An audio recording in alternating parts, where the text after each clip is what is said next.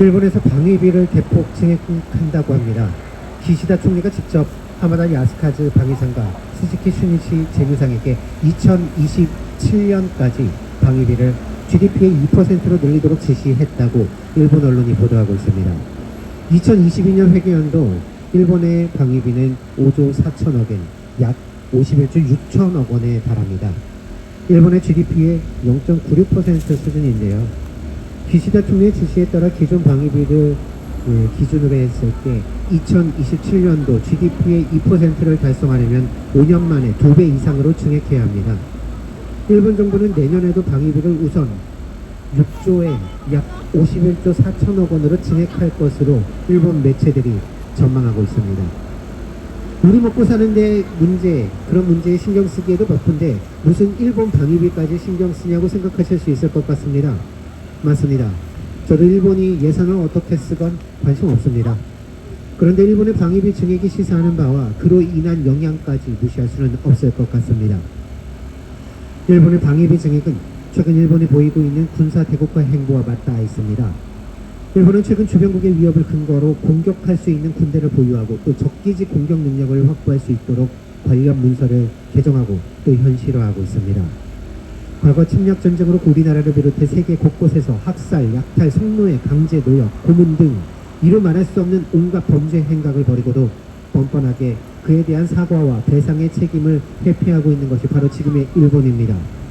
이제는 다시 공격할 수 있는 군사력을 보유하고 각종 무기도입과 군사훈련에 참가하면서 군국주의 부활을 꿈꾸고 있는 듯합니다. 새로운 방위 예산의 핵심 중 하나인 적기지 공격 능력 확보는 적국의 미사일 발사 지점을 공격한다는 것입니다. 공격적 성격이 아닌 양 공식적으로는 반격 능력이라 칭하는 꼼수를 쓰고 있지만 현재 공격적 성격을 지니고 있음에 비판의 목소리가 나오고 있습니다. 일본은 이를 위해 미사일 사거리를 늘리고 또 미국의 토마호크 미사일을 도입할 것이라는 전망입니다.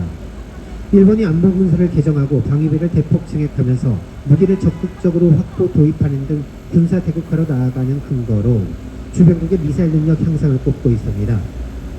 특히 개정을 추진하고 있는 일본의 3대 안보 문서에서 중국에 대해서는 일본과 국제사회의 심각한 우려사항이며 일본이 동맹국 등과 협력해 대응해야 하는 지금까지 없었던 최대의 전략적 도전이라고 규정했습니다. 북한에 대해서는요, 종전보다 더욱 중대하고 절박한 위협으로 또 러시아는 중국과 전략적 연계를 강화하려는 움직임에 맞물려 안보상 강한 우려라고 지칭했습니다. 주변국을 위협적 존재로 규정하고 그에 대한 반격 능력을 확보의 내용으로 담고 있는 안보 문서 개정안. 이 개정안은 16일 강요회의에서 의결 시행할 계획으로 알려져 있습니다. 미국은 일본의 국방비 증액에 환영의 입장을 밝히고 있습니다.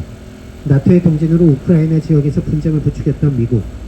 이제는 중국을 견제하고 또 압박하기 위한 수단으로 동아시아에서 나토와 같은 역할을 해줄 한미일 군사동맹을 추진하고 있습니다. 미국 대신 중국을 압박할 돌격기가 필요했던 터에 일본의 군사대국화 행보는 미국에겐 환영할 일이겠지요. 더군다나 그 미국의 미사일 도입을 전망하고 있으니 멀리서 무기 장사나 하고 있으면 될 일입니다. 하지만 우리 처지는 그렇지 않습니다. 미중 간 마찰 속에 우리는 전쟁터밖에 되지 않습니다.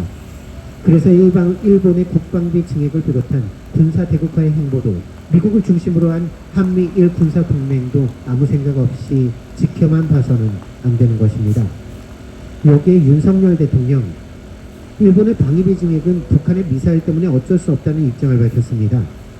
전범국가 일본의 가장 큰 피해자인 우리에게 반성하고 사과하라고 해야 할 대통령이라는 자는 오히려 일본의 편에 서서 일본의 군사 팽창을 옹호하고 있는 것입니다. 과거사에 대한 문제는 봉합하고 군사 동맹으로까지 나아가려는 미국의 요구에 부응하는 것이죠. 그렇게 미국의 충견 노릇을 충실히 하며 한미일 군사 동맹도 서슴지 않는 윤석열 정부의 친일 친미 행보의 결과는 무엇이겠습니까? 사드를 들여놓고 미 항공모함을 정박시키고 미국의 최첨단 무기를 도입하고 동맹을 과시하면서 지금은 미국의 대중국 전초기지 역할을 하고 있지만 그 전초기지는 주요한 표적이 될 것이고 이 땅은 전쟁터가 될 것입니다.